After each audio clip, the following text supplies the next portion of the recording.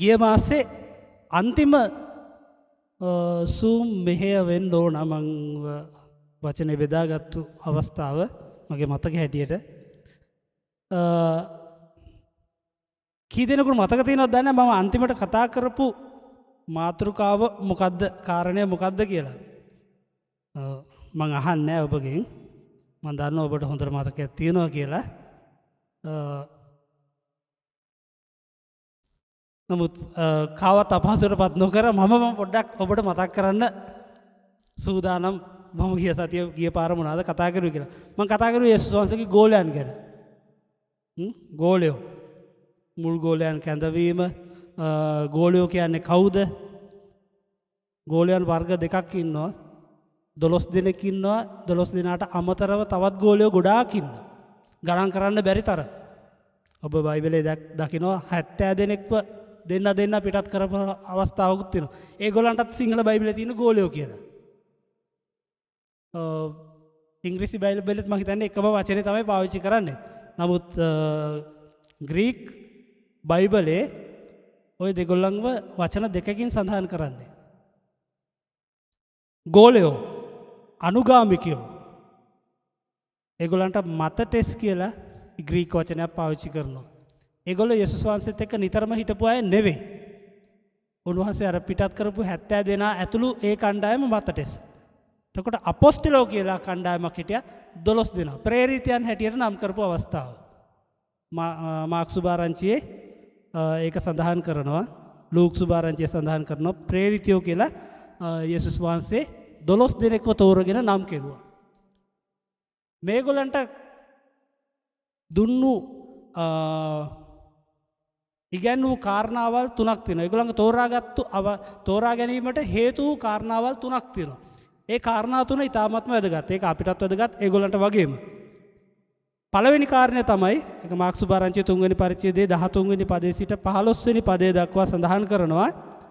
උන්වහන්සේ සමග සිටින්නට පළවෙනිම කාරණය යේසුස් වහන්සේ ගෝලයන් 12 දෙනෙක්ව තෝරාගත්තේ උන්වහන්සේ සමග සිටින්නට.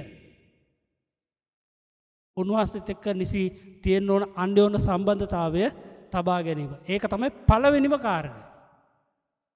ඊට පස්සේ කියනවා දේශනා කරන්නට පිටත්ව හරින පිණිස.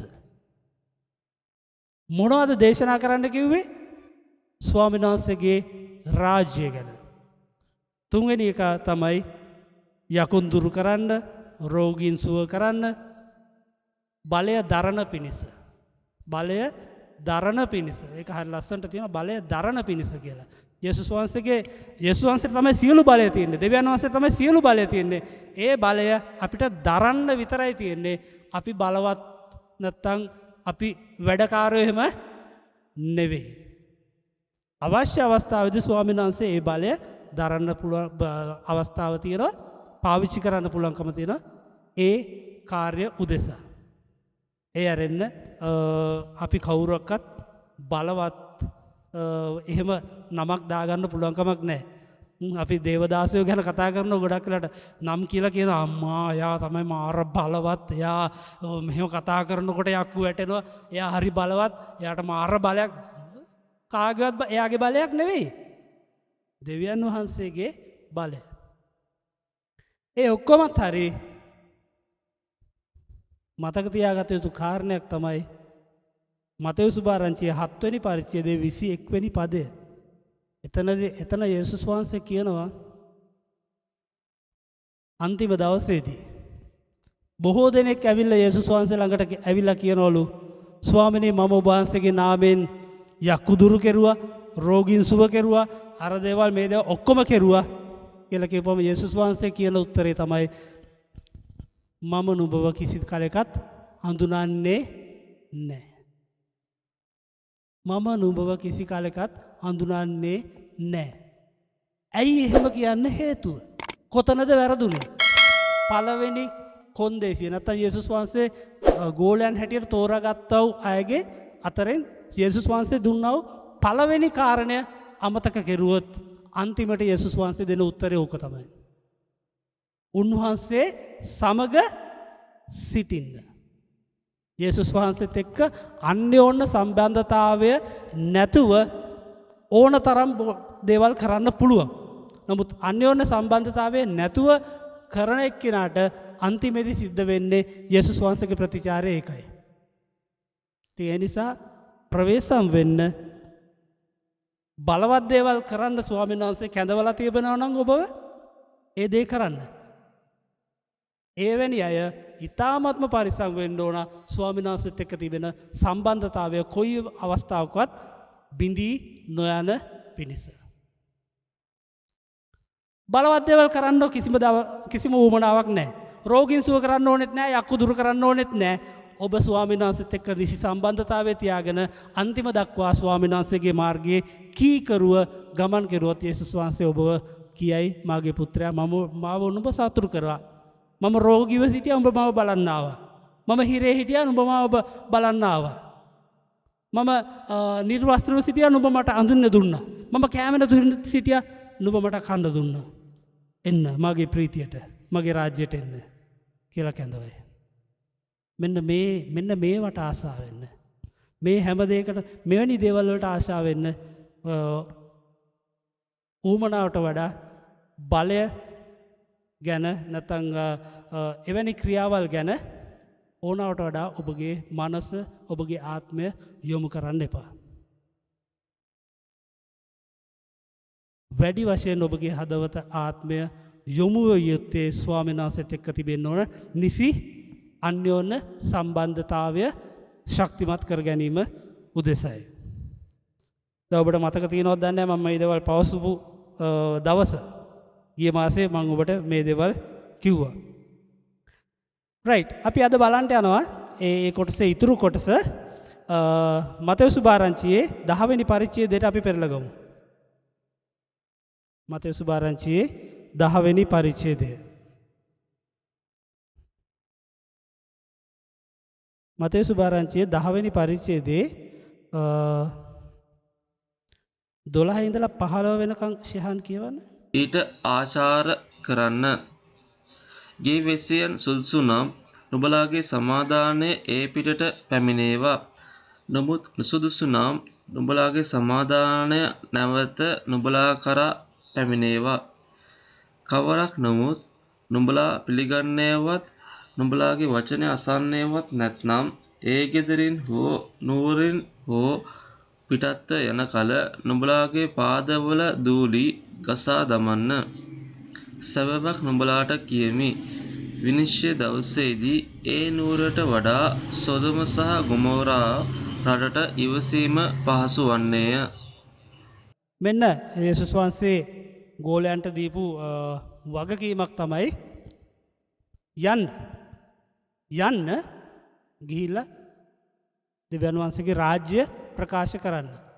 නුඹලා යම් ගෙදරකට ඇතුල් වුණාම ඒ ගෙදර මිනිස්සු නුඹව පිළිගන්න කැමති නම් කියන්නේ යේසුස් වහන්සේ පිළිගත්තා වගේ තමයි. ඔබ පිළිගත්තා නම් යේසුස් වහන්සේ පිළිගත්තා. එතකොට ඔබගේ සමාදානය ඒ නිවසට උරුම වෙනවා. නමුත් ඔබ පිළිගන්න කැමති නැත්නම් මොකද කරන්න කියන්නේ? පාදවල දූවිලි ගසා දමන්න. හරි පහසු වැඩක් ඒකනේ. හරි පහසු වැඩක්. දැන් මේවැනි දේවල් බොහොම සූක්ෂම ලෙස අල්ලගෙන කටයුතු කරන නිකායන් තියෙනවා. එක දවසක් මට මතකයි අපේ කඩේ ඉඳිද්දි මම සභාව කියන්නේ නැහැ, නිකාය කියන්නේ නැහැ. කෙනෙක් ඇවිල්ලා පොඩි වයසෙන් බොහොම අඩු පිරිමි ළමෙක් මට ඉතින් බයිබලය ගැන කතා කරනවා. කතා කරනකොට ඉතින් මම මිනිහව පරීක්ෂා කරුවා. මම වෙනත් ධර්මයක කොහේ හරි අන්තවාදියෙක් හැටියට කටයුතු කරලා අහන් ඉඳලා මේ මිනිහට හොඳට මම බැනලා ඉවරලා මං ඇහුවා දැන් ඔයාලට සතුටුයි නේද? මම බනිනකොට මිනිහා මට පේනවා මිනිහා හරි සතුටින් ඉන්නවා කියලා. මම ඔයාලට හරි සතුටුයි නේද? මොකද ඒගොල්ලන්ට උගන්වලා තියෙන දෙහෙම තමයි ගිහිල්ලා කතා කරපුවාම ඒ මනුෂයෙක් එයාට බැන්නොත් එහෙම ඒකේ ආශිර්වාදය ස්වර්ග රාජ්‍යය ඒගොල්ලන්ට ලොකුයි. ඒක මාර ඉගැන්වීමක්. ඉතින් මම දන්නවා ඒක මොකද්ද කියලා. ඉතින් මම කරපු වැඩේ බැනලා අන්තිමට ඇහුවා ඔයාලට දැන් සතුටුයි නේද? මම බැනපු එක. ඊට පස්සේ තමයි දන්නේ ඒගොල්ලෝ ගැන මං හොඳට දන්නවා කියලා. මිනිහා එහෙම ඔයා එහෙනම් අපි ගැන හොඳට දන්නව නේද? මං ඔක්කොම ඔයාට වැඩිය මං හොඳට දන්නවා කියලා. බයිබලේ නොයෙකුත් තිබෙනා වූ යේසුස් වහන්සේගේ ප්‍රකාශන නොයෙකුත් පද අල්ලගෙන ඒ තුලින් අන්තවාදයට ගිය අය කණ්ඩායම් ඕන තරම් අපි අතරේ සිටිනවා. ඒව යේසුස් වහන්සේ දන්නවා. යේසුස් වහන්සේත් අපිට කියලා දීලා තියෙනවා. රයිට් ඒවත් අපි පොඩ්ඩක් බලමු. දැන් දූවිලි ගසන්න කියලා කිව්වේ දැන් මේක එච්චර හොඳ ක්‍රියාවක් නෙවෙයි. යේසුස් වහන්සේ මම දන්නේ ඇයි එහෙම කතාවක් කිව්වේ කියලා. අපි යන්නේ සමාදානය අරගෙන. ඒ සමාදානයේ ගෙදරට යන්න ඕන. ඒක තමයි ස්වාමීන් වහන්සේගේ බලාපොරොත්තුව. නමුත් ඒක පිළිගන්න කැමති නැත්නම් අපි දුන්නා වූ සමාදානය නැවත අපිට එනවා. අන්තිමට කිව්වේ මොකද්ද? 15 විනිශ්චය දවසේදී ඒ නුවරට වඩා සොදොම සහ ගොමෝරාව රටට ඉවසීම පහසු වන්නේය. දෙවියන් වහන්සේ කොච්චර ඉවසලාද සොදොම සහ ගොමෝරාව කියන දේශයන් දෙක විනාශයට පත් කෙරුවේ. ඔබ දන්නව ඒ ගැන? ආබ්‍රහම් කොච්චර කටයුතු කරුවා ස්වාමීන් වහන්සේ ඉදිරියට කොච්චර මැදහත් කාර්යක්‍රම කරුවා. ස්වාමීනි ඒ නුවර 50 දෙනෙක් ඇති ධර්මිෂ්ඨ මිනිස්සු. ඔබ වහන්සේ 50 දෙනාව විනාශ කරනවද? දෙවියන් වහන්සේ කිව්වා හරි උඹ පෙන්නපන් 50 දෙනෙක් මම ඒක විනාශ කරන්නේ. අන්තිමේදී මොකද? එක්කෙනෙක්වත් නැති නිසා තමයි ස්වාමීන් වහන්සේ සොදොම සහ ගොමොරා විනාශ කරන්න කටයුතු කෙරුවේ. ස්වාමීන් වහන්සේ කියනවා ඔබයි මමයි ගෙනියන්නා වූ සුභාරංචිය පිළිගන්නේ නැති නුවරක් ගයක් ගැන අය කියන්නේ පදේ ඔන්න හොඳට අහගන්න. ඔබයි මමයි ගෙනියන්නා වූ සුභාරංචිය පිළිගන්නේ නැති නිවසක් ගැන තමයි මේ කතා කරන්නේ. නුවරක් ගැන කියනකොට නිවසක් කියලා අපි පුද්ගලයෙක් ගැන කතා කරමු. පුද්ගලයෙක් කියලා හිතමුකෝ. ඒ පුද්ගලයා ගැන තමයි මේ කතා කරන්නේ. විනිශ්චය දවසේදී ඒ නුවරට වඩා සොදොම සහ ගොමෝරා රටට ඉවසීම පහසු වන්නේය. හොඳයිද වැඩේ? කැමතිද වැඩේ? මේ මිනිස්සයා විනාශ වෙන්න යන්නේ. ඒ ගෙදරට ගියා අපි කියපු දේ පිළිගත්තේ නැහැ. ඒ මිනිස්සයා විනාශ වෙන්න යන්නේ. කැමතිද ඔබ? ඔබ කැමතිද මේ මිනිස්සයා විනාශ වෙනවද?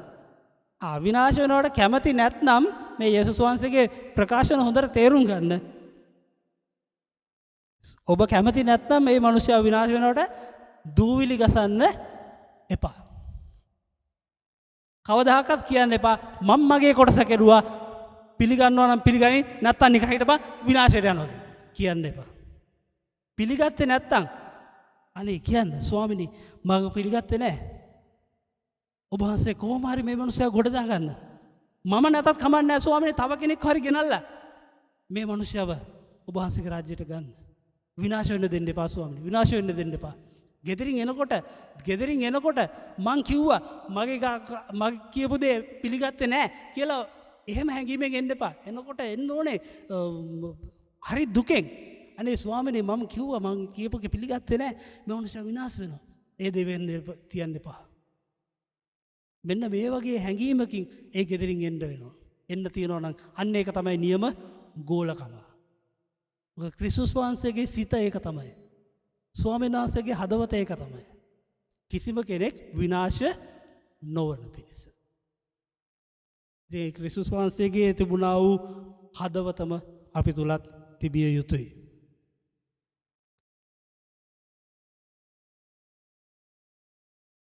දාසවෙනි පදයේ සිට 23 වෙනි පදයේ දක්වා ටිකක් දීර්ඝ කොටසක් තියෙනවා.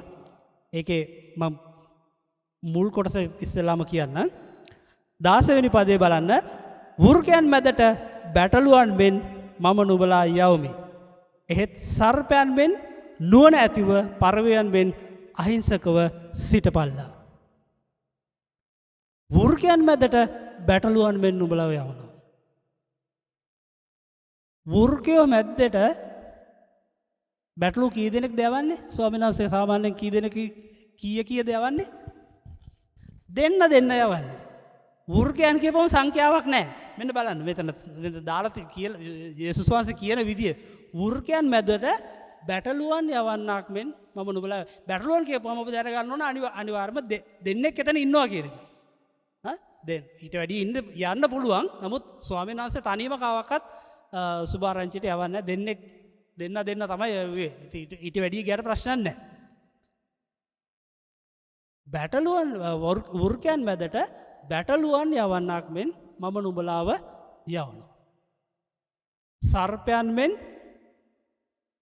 අහිංසක ඥානවන්තව පරවියන් මෙන් අහිංසකව.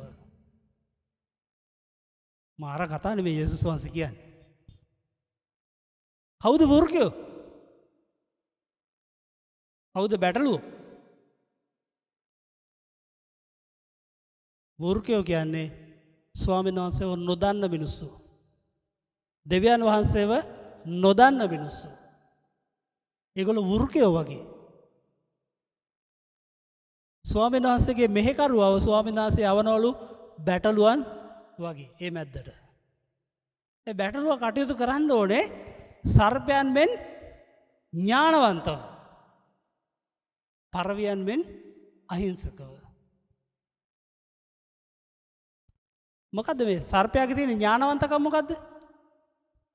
දන්නවද සර්පයාගේ තියෙන ඥානවන්තකම? අනතුරක් තියෙනවා කියලා දැනගත්තොත් එහෙම දැනුනොත් එහෙම සර්පයා මොකද කරන්නේ?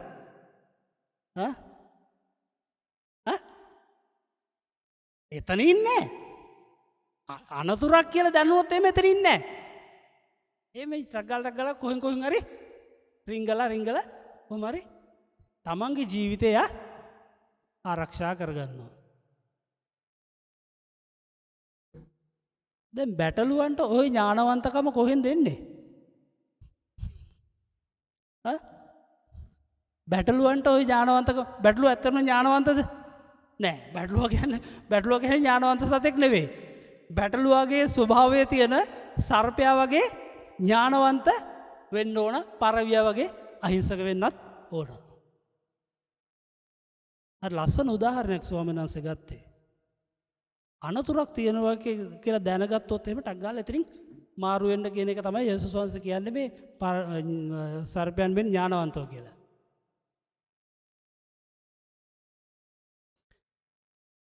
සර්පයන් වගේ ඥානවන්තව කිව්වා විතරයි මතක තියාගන්න. සර්පයා වගේ දෂ්ට කරන්න කිව්වේ නෑ. ඕක වයර් මාරු කරගන්න එපා. සමහර අය කියලා සර්පයා වගේ දෂ්ට කරන්න. සර්පයා වගේ අපිට ඉන්න කිව්වා. සර්පයා වගේ ඥානවන්තව ඉන්න කිව්වේ. සර්පයා වගේ දෂ්ට කරන්න කිව්වේ නෑ. ඔය සුභාරංචි ප්‍රකාශ කරන්න කියලා දෂ්ට කරලා එන මිනිස්සුත් ඉන්නවා.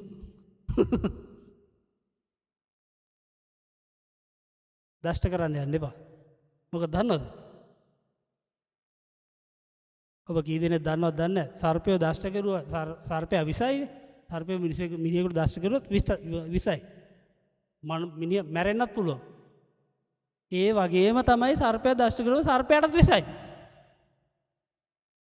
මිනිහා කියන එක හරි විසයි සර්පයාට. අපි සර්පයා ගැන හිතන්නේ නැහැ නේ. සර්පයා කොහේ හරි ගිහිල්ලා මොන හරි කාලා කොළ වර්ගයක් හරි කාලා මොන හරි කරලා එයාගේ ජීවිතේ බේර ගන්නවා. එයා ඒක දන්නවා. අපේ මිනිස්සු ඉතින් ඉස්පිරිතාල ගානේ වෙද මහතුරු ගානේ යනවා. අපි ඒක දන්නේ නැහනේ. සර්පයන් මෙන් ඥානවන්තව, පරවියන් මෙන් අහිංසකව සිටින්න. 17 වෙනි පදය. නමුත් මනුෂ්‍යයන්ගේ ප්‍රවේශම් වෙන්න. ඒ කොටස එක දිගට එන එකක් මම පොඩ්ඩක් කඩලා කිව්වේ.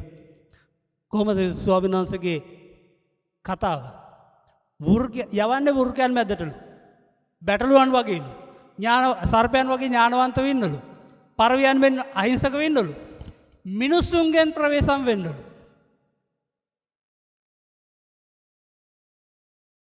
දැන් මම ඔබට කිව්වා වෘකයෝ කියන්නේ කවුද කියලා. වෘකයෝ කියන්නේ ස්වාමීන් වහන්සේව නොදන්නව අය. මිනිසුන්ගෙන් ප්‍රවේශම් වෙන්න කිව්වේ, මනුෂ්‍යයන්ගෙන් ප්‍රවේශම් වෙන්න කිව්වේ ස්වාමීන් වහන්සේව දන්න අයගෙන්. ස්වාමීන් වහන්සේව දන්න අයගෙන් ප්‍රවේශම් වෙන්න. ඉතුරු ටික පොඩ්ඩක් කියවන්න ශාන්. ඔන්න හොඳට බලාගන්න. හොඳට බලාගන්න මම බොරුද කියන්නේ කියලා. ස්වාමීන් වහන්සේව දන්න අයගෙන් තමයි ප්‍රවේශම් වෙන්න කියලා මේ කාරණේ යේසුස් වහන්සේ කියන්නේ. 23 වෙනි පදේ වෙනකන් කියවන්න වෙනවා. මක්නිසාද ඔවුන් නුඹලාට මන්ත්‍රණ සභාවලට පාවාදී ඔවුන්ගේ සිනගෝගවලදී නුඹලාට තලනවා ඇත. හරි චුට්ටක් ඉන්න. සිනගෝග තියෙන්නේ කාටද? සිනගෝග තියෙන්නේ කාටද? ස්වාමීන් වහන්සේ දන්න මිනිස්සුන්ටද? ස්වාමීන් වහන්සේ දන්නේ නැති මිනිස්සුන්ටද මේ සිනගෝග තිබුණේ? ස්වාමීන් වහන්සේට නමස්කාර කරන පිණිස තිබුණ ස්ථාන තමයි සිනගෝග. ඒ සිනගෝග වලදී තමයි තලන්නේ. සභාව මාරයිනේ.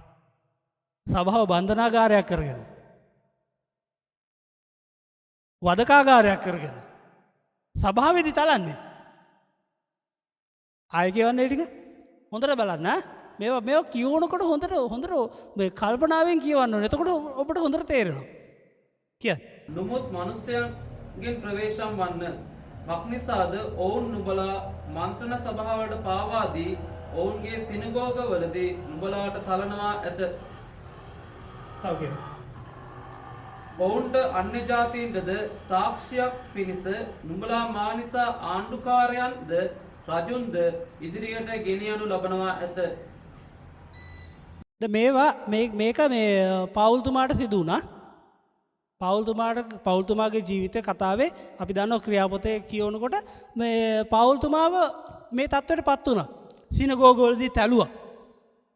මන්ත්‍රණ සභාවලට ගෙනිච්චා. අවසානයේදී අග්‍රිපා රජතුමා ඉදිරියේ කතා කරන්න තරම් පවුල්තුමාව ඒ ගමන ගෙනිච්චා. මේ පවුල්තුමාගේ ජීවිත ගමන ලේසි පහසු ගමනක් නෙවෙයි. ඔහු කොරින්ති පොතේ සඳහන් කරනවා.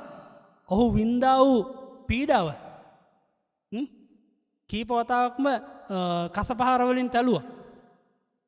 කෝටු වලින් තැළුවා. හිරගෙවල් වල දැම්මා. බඩගින්නේ හිටියා. බොහෝ දුක් විඳලා අන්තිමේ ස්වාමීන් වහන්සේ ඔහුගේ ජීවිත ගමනේ ඔහුගේ සේවයේ අග්‍රිපා රජතුමා ඉදිරියේ සාක්ෂි දරන්න පවා ඔහුව ස්වාමීන් වහන්සේ ගෙනිච්චා. මේ දේවල් වෙනකොට මේ වගේ පීඩාවල් එනකොට අනේ සතුටු වෙන්න ඕන. ස්වාමීන් වහන්සේ මේ ගමනේ අවසානයේ කොතනට ගෙනියනවද කියලා අපි දන්නේ නැහැ. අපිට ඒක කියන්න බෑ. ස්වාමීන් වහන්සේගේ දරුවෙක් ස්වාමීන් වහන්සේ කවදාකවත් මග දාලා යනවද? අත්හැරලා යනවද?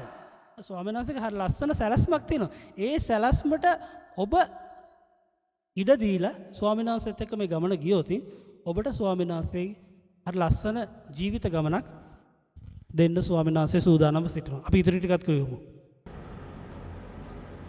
නමුත් ඔවුන් නුඹලා පාවා දෙන කල නුඹලා කතා කරන්නේ කෙසේද? කුමක්දයි සිතා කනගාටු නොවෙන්න. මක්නිසාද නුඹලා විසින් කිය යුතු දේ ඒ පැයේදී නුඹලාට දෙනු ලබන්නේය. දැන් මේ ගැන කතා කරනකොට ටිකක් මටත් හරි බයක් තියෙනවා. මොකද මේ සුභාරංචිය ප්‍රකාශ කිරීම ගැන වසර ගණනාවක් තිස්සේ සභාව ආවා වූ ගමනක් තියෙනවා. විදිහක් තියෙනවා. ක්‍රමයක් තියෙනවා. මමත් ඒවා අත්විඳලා තියෙනවා, අත්දැකලා තියෙනවා. මමත් ඒවට අනුගත වෙලා කටයුතු කරලා තියෙනවා. අපි දාගන්නවා සැලසුම්. සුභාරංචිය ප්‍රකාශ කරන්න ඕනේ මෙහෙමයි. බෞද්ධයන්ට කතා කරන්න ඕනේ මෙහෙමයි. කතෝලිකයෙකුට කතා කරන්න ඕනේ මෙහෙමයි. මුස්ලිමෙක් කෙනෙකුට කතා කරන්න ඕනේ මෙහෙමයි. අපි දාගන්නවා ලස්සන සැලසුම්. ස්වාමීන් වහන්සේගේ වචනේ මොකද්ද කියන්නේ? මන්ත්‍රණ සභාවට ගියාම උනත් කතා කරන්න ඕනේ මොනවද කියන එක හිතන්න එපා, කල්පනා කරන්න එපා. අවශ්‍ය වෙලාවට ස්වාමීන් වහන්සේ අවශ්‍ය වචනය උන්වහන්සේගේ ආත්මයණන් වහන්සේ විසින් දෙනු ලබනවා. මම හිතන්නේ අපේ රට ක්‍රිස්තියානි රටක් කරගන්න තවම බැරි වුණේ නැත්නම් මේ සුභාරංචියෙන් ජය ගන්න බැරි වුණේ මිනිස්සුන්ගේ මොලේ උතන්ට ආපු නිසා. ස්වාමීන් වහන්සේ කියන විදිහට කෙරුවා නම් ස්වාමීන් වහන්සේගේ රාජ්‍ය ප්‍රකාශ කෙරුවා නම් ස්වාමීන් වහන්සේට ගියේ සැලැස්මට අනුව කටයුතු කෙරුවා නම් මම හිතන්නේ මීට වැඩිය ලස්සන වෙලා මේ රට. කනගාටු වෙන්න එපා. අපිට ඒක කරන්න බෑ. ස්වාමීන් වහන්සේට විතරයි ඒක කරන්න පුළුවන්. මුත් අපිට කරන්න පුළුවන් දේ තමයි ස්වාමීන් වහන්සේට කීකරු වෙලා උන්වහන්සේ කියන විදිහට කටයුතු කරන එක. ඊළඟ පදේ මක්නිසාද කතා කරන්නේ නුඹලා නොව නුඹලා තුල කතා කරන නුඹලාගේ පියාණන්ගේ ආත්මයා නොය. තවද සහෝදරයාද පියා තමාගේ දරුවාද මරණයට පාවා දෙන්නෝය. දරුවෝද මව්පියන්ට විරුද්ධව නැගිට ඔවුන් මරණයට පත් කරවන්නෝය. නුඹලා මාගේ නාමය නිසා සියල්ලන් විසින් වෛර කරනු ලබන්නහුය. නමුත් අන්තිමේ දක්වා ස්ථීරව සිටින්නාම ගැලවෙන්නේය. ඔවුන් එක් නුවරකදී නුඹලාට පීඩා කරන කල ඊළඟ නුවරට දුවන්න. වක්නිසාද සැබවක් නුඹලාට කියමි මනුෂ්‍ය පුත්‍රයා එනතෙක් නුඹලාට ඊශ්‍රායල්ගේ සියලු නුවරවල ඇවිද කෙලවර නොකරන්නහුය. මෙතන කතා කරන දේවල් වලට අනුව මේ ස්වාමීන් වහන්සේගේ ජීවිතය ගැනත් කතා කරනවා අපේ සේවය ගැනත් කතා කරනවා. කවුද අපිව මරණයට පාවලා දෙන්නේ? කවුද අපිව මරණයට පාවලා දෙන්නේ?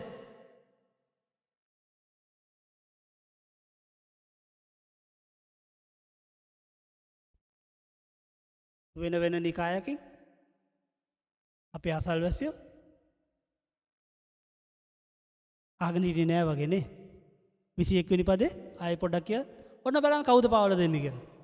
තවද සහෝදරයාද පියා තමාගේ දරුවාද මරණයට පාවා දෙන්නෝය. දරුවෝද මව්පියන්ට විරුද්ධව නැගිට ඔවුන් මරණයට පත් කරවන්නෝය.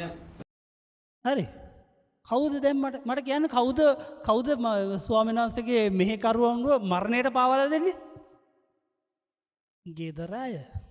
ගෙදර අය. සහෝදරයා සහෝදරයාව පාවලා දෙනවා. පියා පුතාව පාවලා දෙනවා.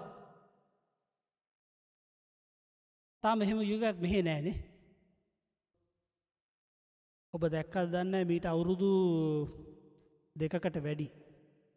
මම ඒක දැක්කේ මට එක අපේ සහෝදරයෙක් පෙන්නුවේ පාස්කු ප්‍රහාරය තිබුණේ 2019 නේ. 2019 පාස්කු ඉරිදට ඉස්සෙල්ලා සතියේ මට අපේ හිතවත් සහෝදරයෙක් එයාගේ ෆෝන් එකෙන් මට පෙන්නුවා ඉන්දියාවේ අවුරුදු 19ක ගෑනු ළමයෙක්. අවුරුදු 19ක ගෑනු ළමයෙක්ව දැකලා තියෙනවද? කවුරු හරි? මහපාරේ මම හිතන්නේ 200ක් විතර සෙනග 200ක් විතර සෙනග පවුලේ අයත් එක්ක මේ ළමයට ගහනවා. මොකද හේතුව ක්‍රිස්තුස් වහන්සේ පිළිගත්තා කියලා.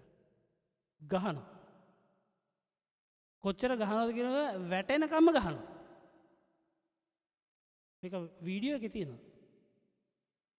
අන්තිමේදී පෙට්‍රල් හලනවා. පෙට්‍රල් හලලා ගිනි තියනවා පාර මැද්දේ. ගෑනු ළමයි.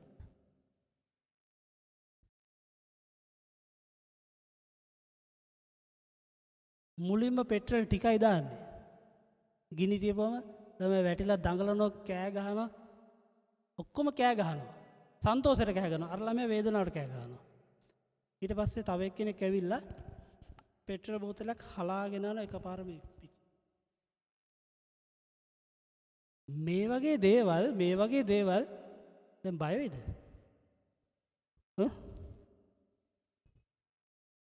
දැන් මේවා කියනකොට බයයිද? කාටවත් නෙවෙයි වෙන්නේ යන්නේ. ක්‍රිස්තුස් වහන්සේ පිළිගන්නව මනුෂ්‍යයන්ට වෙන්නේ යන්නේ. බය වෙන්න එපා. හැමෝන්ටම එහෙම වෙන්නේ නැහැ. එක්කෙනෙක්ට එහෙම වෙයි. ඒ මොනාටද වෙන්නේ? මේකේ තියෙනවා. සාක්ෂි පිණිස. එක්කෙනෙක්ව මැරෙන්න යයි මැරෙයි ගිනි තියල මරයි තව එක්කෙනෙක්ව ගිනි තියයි ගින්න ඇවිලෙන්නේ නැතුවේ. එහෙම වෙනවා. ඔබ දන්නවනම් මේ හෙළිදරව් පොත ලියපු යොහාන්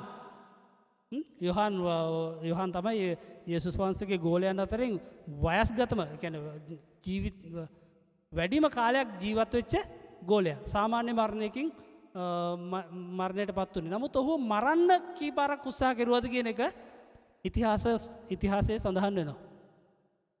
කොහොමද මරලා තියෙන්නේ?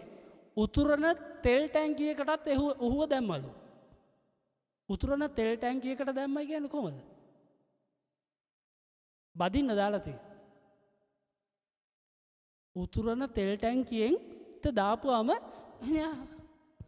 නැගිටලා ආවලු. මේ වයසක පුද්ගලෙක්. මුකුත් වෙලා නැහැ. ශද්‍රක් මේෂක් අබේද්නගෝ දැම්ම ගින්නට දාපු අය වැටලා මැරුණා. ඒගොල්ලෝ ගින්නට වැටලා ඇවිදිනවා.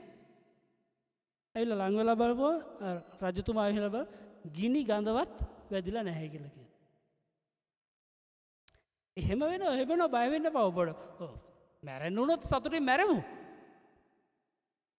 පීඩාව විඳලා ජීවත් වෙන්න දෙවියන් වහන්සේගේ වරම් තියෙනවා නම් සාක්ෂියක් පිණිස ස්වාමීන් වහන්සේගේ සේවය අපි ඉදිරියට දිගටම කරගෙන යමු. ඒවා මේ ජීවිත අපිට අයිති නෑ. ජීවිතේ දෙවියන් වහන්සේගේ. එහෙම නේද? ජීවිතේ දෙවියන් වහන්සේගේ. දෙවියන් වහන්සේ දීපු ජීවිතය අපි දෙවියන් වහන්සේටම කැප කරලා ජීවත් වෙමු. ඒක තමයි හොඳම දේ. ඒක තමයි ආශිර්වාදලත් දේ. ස්වාමීන් වහන්සේගේ මෙහෙකරුවන්ට හරි අමුතුම දේවල් සිද්ධ වෙනවා. මට සහෝදරයෙක් සිංහල වචනයක්වත් බෑ. ඔහුගේ ජීවිත කතාව මොකක්ද කියලා කියනවා නම් එක්තරා හවසක ඔහු යේසුස් වහන්සේ පිළිගත්තු කෙනෙක්. එක්තරා හවසක කණ්ඩායමක් එක්ක ඔහු ඉන්නකොට උඩින් ඇවිල්ලා ගුවනෙන් ඇවිල්ලා ගුවන් ප්‍රහාරයක් එල්ල වුණාලු. ඒක එයා දන්නවා. එතනින් පස්සේ එයාට මොනවද උනේ කියලා දන්නේ නැහැ. ඊට පස්සේ මොකද්ද වෙලා තියෙන්නේ කියලා කියනවා. ලොකු ආලෝකයක් දැක්කලු. දැක්කලා එයා එහෙම වැටිලා නැත්නම් නිදාගෙන වගේ ඉඳලා තියෙන්නේ. නැගිට්ටලු. නැගිටලා බලපුවම එයාට තේරෙනවලු කොහේ හරි එයා මේ ඇතුළක ඉන්නේ. මොකක් හරි කාමරයක් වගේ මොකක් හරි ඇතුළක ඉන්නේ. කරුවල මුකුත්ම පේන්නේ නැහැ. බොහොම අත ගාලා බලුවා පොඩක් කතා කරලා බැලුවලු කායින් හරි උදව් ගන්න. එහෙමත් නෑලු නිකන් අත ගාලා බලනකොට කට්ටියක් නිදාගෙන ඉන්නා වගේ එහෙමත් තේරුණාලු එයාට. ඊට පස්සේ බිත්තිය දිගේ අල්ලගෙන කියලා කිව්වා කොහමරි වීදුරු දොරක් අහුවෙලා. ඊට පස්සේ තව පොඩක් අහුවෙලා මොකද්ද පොල්ලක් අහුවෙලා මේ වීදුරුවට ගහලා මොනසද දොර අරගෙන. වීදුරුව කුඩු කරලා දොර අරගෙන බලනකොට මුර කවුද මිනිස්සෙක් දුවනවලු. කොහෙද ඉඳලා තියෙන්නේ කියලා දන්නවද? ඉස්පිරිතාලේ මෝචරිය ඇතුලේ මෙයා ඉඳලා තියෙන්නේ. ඉස්පිරිතාලේ මෝචරිය ඇතුලේ ඉඳලා මෝචරිය දොර කඩාගෙනකොට මුරකාරයා දුවනවා. බය වෙලා. එයා කියනකොට හරි ලස්සනයි. ඒක දෙමළ භාෂාවෙන් කියන්නේ සිංහලෙන් පරිවර්තනය කරනවා. අවුරුදු ගණනාවක් වාට්ටුවේ එක්තැන් වෙලා හිටපු ඇවිද ගන්න බැරි ආච්චි කෙනෙක් ඇඳෙන් බෑලා දුවනවලු. බය වෙලා.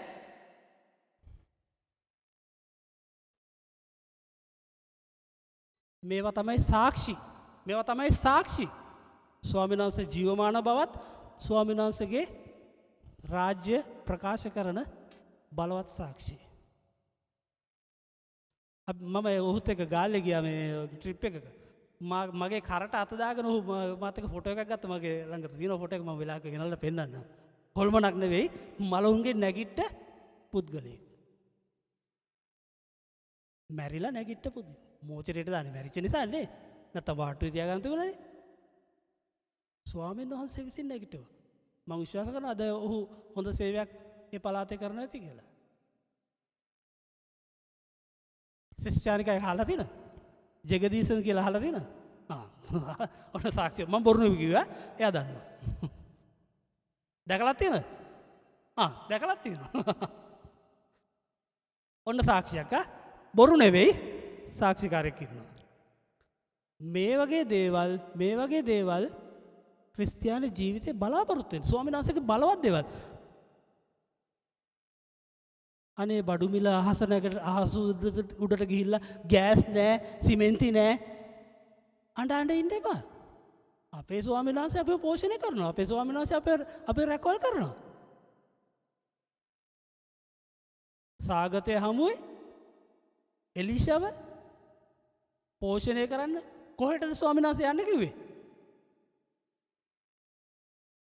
එලිෂා යන්න රජමාලිගාවට ඒකේ ඕන තරම් කැම තියෙනවානේ. සාගතය ඉවරනකම් ඒකෙන් කකා බිබී ඉන්න පුළුවන්.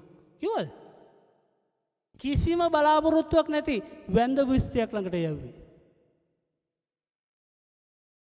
කිසිම බලාපොරොත්තුවක් නැහැ. යනකොටත් අන්තිම රොටිය සූදානම් කරන්නේ ඒක කන්නේ ජීවත් වෙන්නද?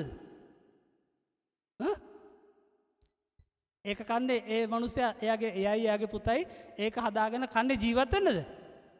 එයාම කියනවා නෑ මේක කාලා මැරෙන්න යන්නේ අපි. මේ අන්තිම එක කන්නේ. මේක යවට පස්සේ මැරෙනවා.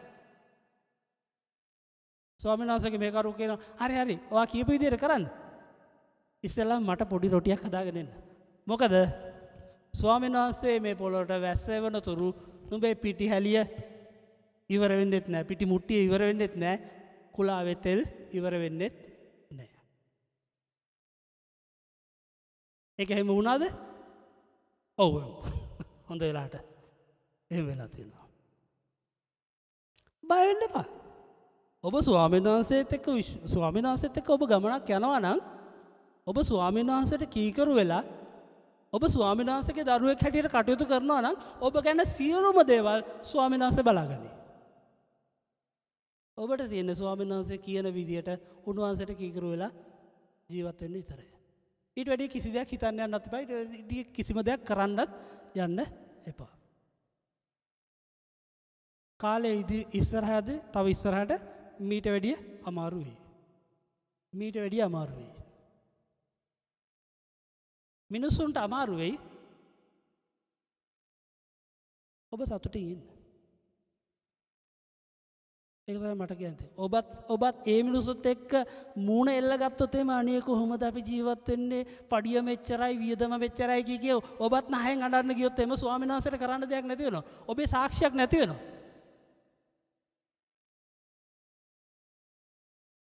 ස්වාමීන් වහන්සේ ඔබ ජීවත් කරයි. අන්න ඒ සාක්ෂිය අන්න ඉදිරියේ දකින්න සලස්වන්න. කතා කරන්න ඕනේ දකින්න සලස්වන්න නම් ඒ ඇති. ස්වාමීන් වහන්සේ ඔබට ආශිර්වාද කරයි.